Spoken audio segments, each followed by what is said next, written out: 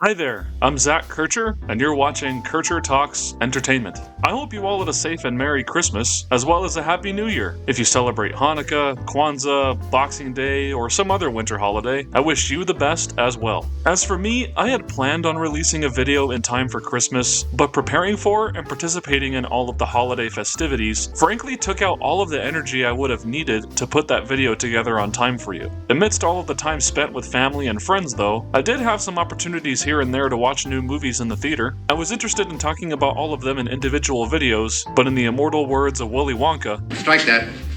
Reverse it. Therefore, in this video, you're getting a triple threat of quick reviews for the following 3 movies: The Lord of the Rings, The War of the Rohirrim, Sonic the Hedgehog 3, and Nosferatu. With all of these movies having been released around Christmas, and all of them being ones that I was personally interested in one way or another, I wanted to make sure I gave each of them their fair shake. It's worth noting, too, that I would have included a complete unknown in this video if I simply had the time to see it sooner, and there is no way that I'd be willing to spend my time and money on Mufasa, even if it's for a monetized video on YouTube. No, anything but that. Anyway, even though I won't spend that much time on each movie, hopefully that will still be enough to not only express my honest feelings on them all, but also provide a worthwhile recommendation for or against you seeing them too. I'll be talking about all of these movies in order of worst to best, at least in my opinion.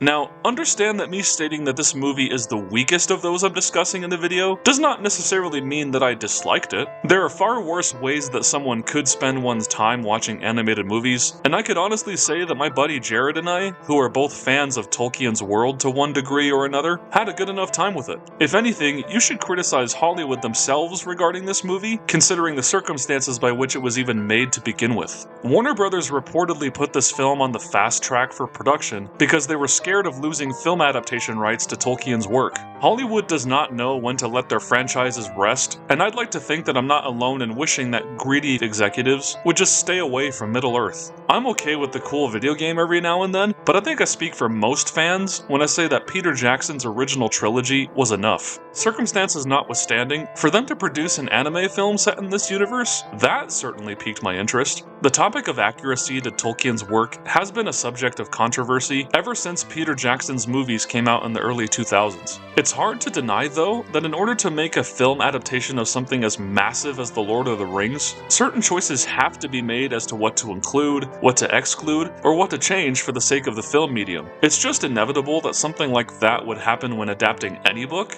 let alone a tremendous work of high fantasy. Where The War of the Rohirrim differs from those films is how much material is pure Tolkien, and the rest was created by the screenwriters. Writer-producer Philippa Boyens, who did work on the original trilogy, and her team chose to depict the story of Helm Hammerhand, a king of Rohan whose trials and tribulations are outlined in the appendices of the Lord of the Rings novel. Given that the appendices are literally the footnotes of the broader story, there isn't much narrative material there to fill a 2-hour-plus runtime. So, what the writers did to compensate for this is build their story around Helm's daughter, who was unnamed in the text, but they decided to name her Hera. You've probably come across a fair amount of videos claiming that this film is woke trash due to this character being the epitome of a girl boss, and that's a gross exaggeration. I think she's far from the movie's biggest issue, given that she has positive qualities, proactively seeks solutions to her kingdom's plight, and also has struggles that she needs to overcome, either on her own or with the help of others. While watching the film, Hera appropriately reminded me more of Hayao Miyazaki's heroines like Nausicaa, and the voice actress Gaia Wise even said in interviews that Hera was modeled after such characters. The term girl boss implies that a woman succeeded in spite of, or even in direct opposition to the men around her, but given that Hera harbors compassion and a desire to protect everyone around her, that endeared her enough to me as a suitable protagonist for the story. Really, the bigger problem holding The War of the Rohirrim back is that with much of it being the product of modern screenwriters as opposed to Tolkien, the resulting script feels rather cliched and generic. In pivotal moments of the story, lines of dialogue come across as the most obvious things that the characters would say, rather than bearing the eloquence of Tolkien's poetic wordplay. It's also a predictable narrative where much of what you would expect to happen does indeed happen that way. Predictability is not inherently a bad thing if the journey to those familiar beats is an interesting one, and in some ways, the film does have those unique moments that make it stand out from other fan fantasy stories. Most of them are character-based, such as Helm Hammerhand destroying a dude in a single punch, as he did in Tolkien's writings. Still, for a film that runs longer than 2 hours, which is rather uncommon for animation, not every minute of that runtime was earned. But I also can't say that I was ever fully bored necessarily. This is a perfectly competent, middle-of-the-road sort of fantasy action romp. That might not convince someone who is an ardent fan of the original film trilogy, but for me, I am content with something that is simply decent, as opposed to the giant mess that was the Hobbit trilogy, or have to subject myself to this trash. The movie may have cynical origins, but at least the filmmakers cared enough to make something that feels genuine in the context of Peter Jackson's interpretation of Middle-earth. The Japanese-styled artwork fits right at home with the Celtic and Germanic iconography of Rohan, even if some of the characters feel like rejected designs from Castlevania or Fire Emblem. Some of these images are truly striking though, and I can appreciate that this movie serves as a cultural crossroads between Western and Eastern sensibilities. Overall, The War of the Rohirrim is not quite the noteworthy Lord of the Rings spin-off I was hoping for, but it is a decent enough time at the movies. It makes me wish that there was more of a market for adult-oriented animation in America, since we could be missing out on so many more visually sumptuous films geared towards older audiences. In any case, seek this one out if you so wish, but now that it's on digital rental at this point, it might be more worth your time and money to rent rather than go to the theater, if it's even still playing in your area.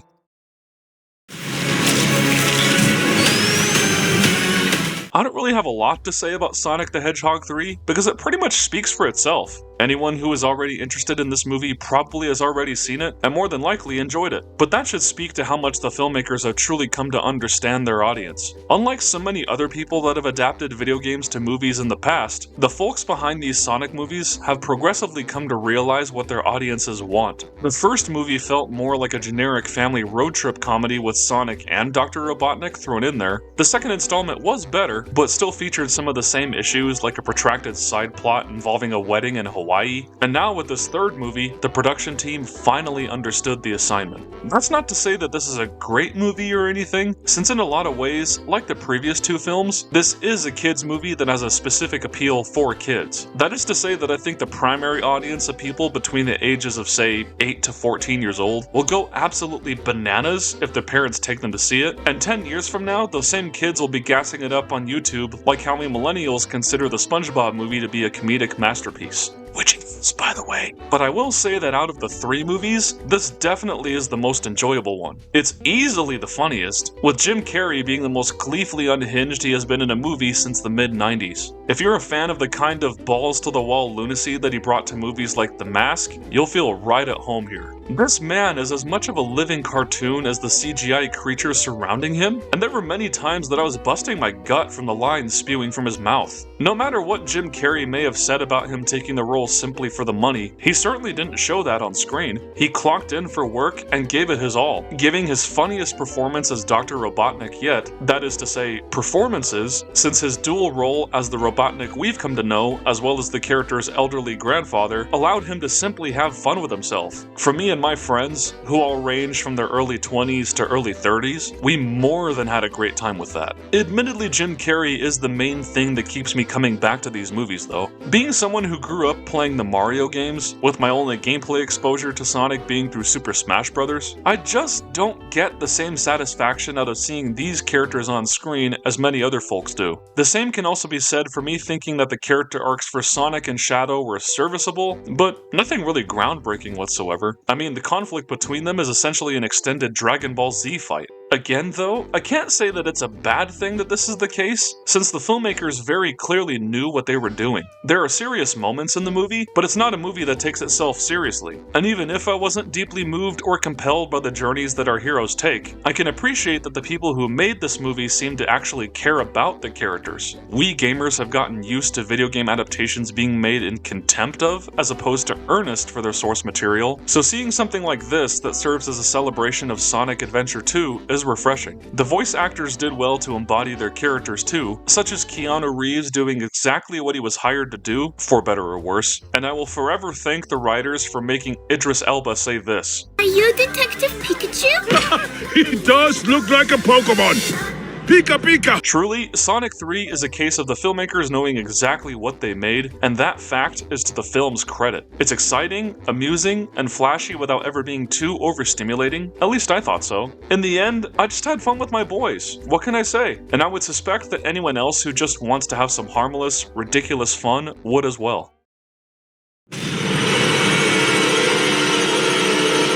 There is usually at least one film released around Christmas time that demands to be seen, and Nosferatu is in fact that film. With this, director Robert Eggers has now secured what can only be considered a truly unprecedented track record. His first 3 films were all excellent, and now his 4th is yet another force to be reckoned with. The interesting thing I've noticed about his body of work that started with The Witch and has continued on with each successive film through Nosferatu is that Robert Eggers seems to have a great respect for folklore. Whether it's witch hysteria in colonial America, sea shanties, or Norse mythology, thus far each of his films have been peppered with imagery and story beats that feel true to their cultural roots. Such is no different here, for in the act of adapting both the 1922 classic German horror film of the same name, as well as Bram Stoker's seminal novel Dracula, upon which the original Nosferatu is based, this reimagining returns to the tradition of vampires being unquestionably evil entities. There is no attempt to make a twist on vampire lore with a weird gimmick or modernize vampires in cliched, cringe-inducing ways. This film is about as traditional as vampire stories get, and I found almost a sick level of comfort in experiencing that. The commitment to the gothic aesthetic and emphasizing horror through shadows and primal fear was greatly appreciated. It's a movie that is not afraid to show the viewer some truly heinous, disgusting stuff, and it's not for pure shock value either. The struggles that the characters face against Count Orlok are horrifying because they correlate directly with the specific fears each of the main players face, whether they be pestilence, pagan rituals, unsatisfied sexual urges, or simply losing one's wife to a demonic vampire. The word I'm searching for,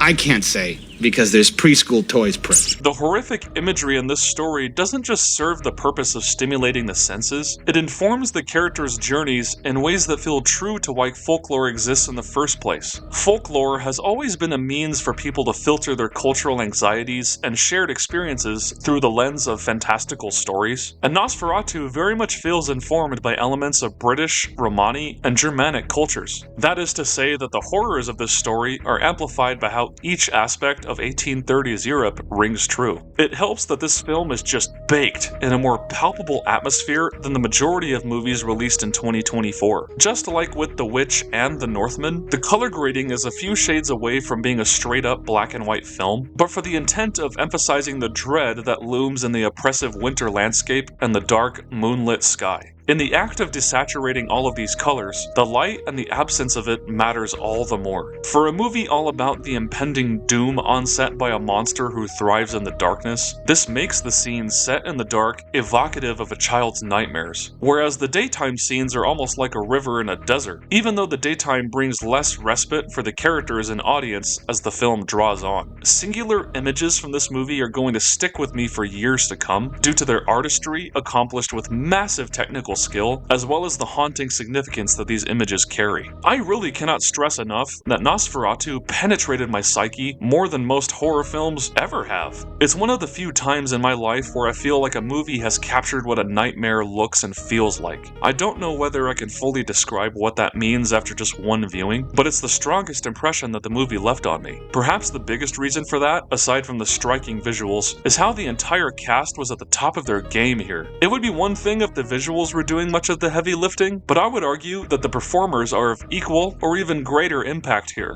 After all, an actor's job is to help sell the importance of whatever story they are taking part in. In this case, even though some of the dialogue does more of its lion's share of the characterization that I would have liked, it's not enough to take away from how much physicality plays into the brilliant performance work at play here. Lily Rose Depp is the one who defines this principle in action, for she gives what can only be described as a fearless expression of bodily and emotional anguish. Her work opens the doors for the audience to sympathize with the plight her character finds herself in, and makes for one of the most stunning lead performances of 2024, certainly worth enough to deserve an Oscar nomination. Her co-stars also make an impression too, such as Nicholas Hoult expertly using his facial expressions to convey the terror of being in Count Orlok's presence, and Bill Skarsgård as Count Orlok himself is just a revelation. And no, it isn't just because the makeup job allows him to literally transform into a different being, but the aura that emanates from him as he simply speaks and occupies a physical space is enough to send chills down one's spine. Count Orlok's design is certainly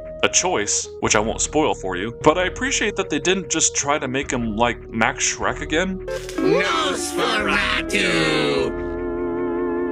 With the combination of the makeup and Bill Skarsgård's menacing screen presence, we get a Count Orlok who has more identifiable traces of a human being, and yet enough of the demonic qualities of an undead, bloodthirsty monster have overcome the humanity that was left in him. Perhaps this made him even scarier to me. The fact that beneath the fleshy exterior, there are hints of a deeply unfulfilled spirit whose existence would be incomplete without something like the warmth of a woman's flesh. He reminded me of what I've been taught about evil spirits and their innate desires from my religious upbringing, which just made his conflict with the rest of the characters all the more tangible and tragic. And that, dear viewer, is why Nosferatu is much more than a basic remake of a horror classic. With this film, it's like Robert Eggers has gathered his audience around a campfire and told them a spooky ghost story. The kind that scares people out of their wits, sure, but leaves them with thoughts on how to lead a better, more secure life. This interpretation of a classic story rings true to the time period it's based on, while also being rooted in themes that will ring eternally true to the human experience. It's haunting, gorgeous, visceral, captivating, sometimes even funny, and it's one of my absolute favorite films of 2024. Don't miss this one. And that's it. Thank you so much for watching. If you enjoyed these reviews, please leave a like and subscribe to the channel. For doing so really does help me out, and I'll see you all in the next one.